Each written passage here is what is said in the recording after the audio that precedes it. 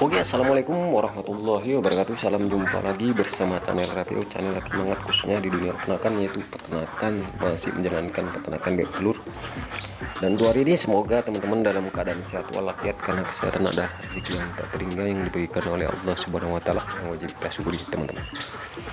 Jadi untuk hari ini kita akan bahas yaitu cara memperpanjang masa bebek bisa bertelur 1 tahunan. Jadi ini perlu teman-teman ketahui agar kita dalam menjalankan dunia peternakan bebek telur tidak mengalami kegagalan, bahkan kita akan memperoleh keberhasilan. Oke, jadi langsung saja kita sharing-sharing. Saya duduk santai sambil ngopi dulu teman-teman ya.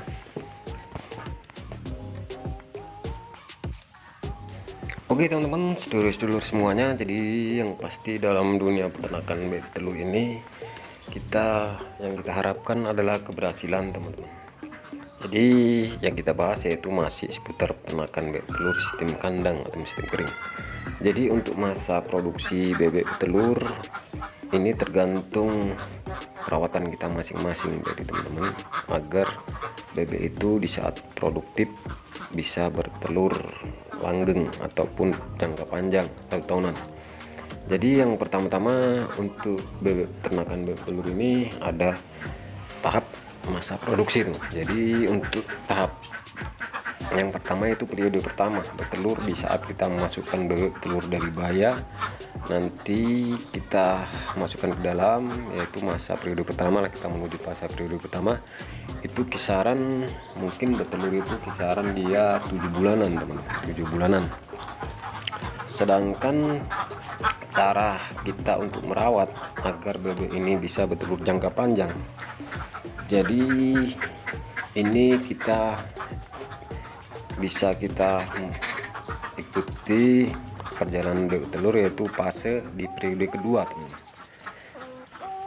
Bukan berarti kalau nanti fase menuju dari periode pertama menuju periode kedua bebek itu akan berhenti bertelur, tidak teman. Jadi yang biasanya dari periode pertama tadi bertelurnya dia minimal dia 80% 95%, nanti kalau udah memasuki fase periode kedua itu akan mengalami penurunan sementara, yaitu di saat bebek mengalami molting ataupun rontok bulu teman-teman.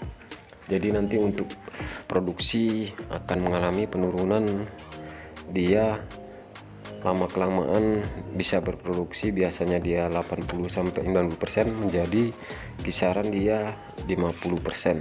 Jadi sebagian nanti bergilir bebek itu akan rontok bulu teman-teman. Jadi ada beberapa cara untuk merawat bebek telur yang saat mengalami molting, bisa kita beri pakan seadanya, kita bikin rontok bulu total agar dia merata, bisa gitu caranya teman. Bisa juga teman-teman ikuti terus perjalanannya, kita kasih pakan rutin seperti biasa. Nanti di saat bebek itu udah mulai bulunya udah normal semua, nanti bebek itu akan bertelur normal kembali, yaitu menuju dia 80%-an. Jadi setelah memasuki tahap periode kedua ini, bebek itu akan mengalami fase bertelur yaitu periode kedua. Nah saat itulah kita dalam segi perawatannya harus betul-betul melakukan perawatan yang konsisten, dari segi perawatan pembersihan kandang, pemberian pakan yang betul-betul mengandung protein tinggi.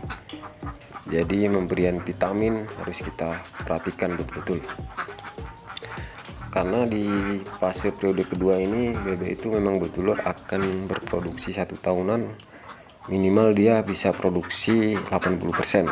Memang kalau untuk 90% itu udah nggak bisa teman-teman. Rata-rata normalnya berdasarkan pengalaman minimal dia 80%. Oke teman-teman, sedulur-sedulur semua, jadi kesimpulan dari video ini cara yaitu memperpanjang masa produksi telur. Kita kembangkan bebek telur dari segi perawatan yaitu sampai masa periode kedua teman-teman. Kalau masa periode kedua itu bebek itu akan panjang, 1 tahunan bebek itu akan berproduksi. Yang pasti untuk masalah perawatan, dari segi perawatan kandang, pemberian pakan dan pemberian vitamin harus betul-betul konsisten. Jangan sampai kita memberi pakan apa adanya, tidak malas merawat, itu sama saja dengan bohong. Oke teman-teman, jadi cukup sekian, itu hanya sebagai gambaran buat teman-teman jika ingin melanjutkan bebek telur sampai 1 tahunan. Memang normalnya bebek sampai usia 2,5 tahun bebek masih berproduksi teman-teman. Oke, jadi cukup sekian video kali ini, semoga bermanfaat. Yang pasti jika ada salah-salah kata, saya pribadi mohon maafkan dan saya doai. Wassalamualaikum warahmatullahi wabarakatuh.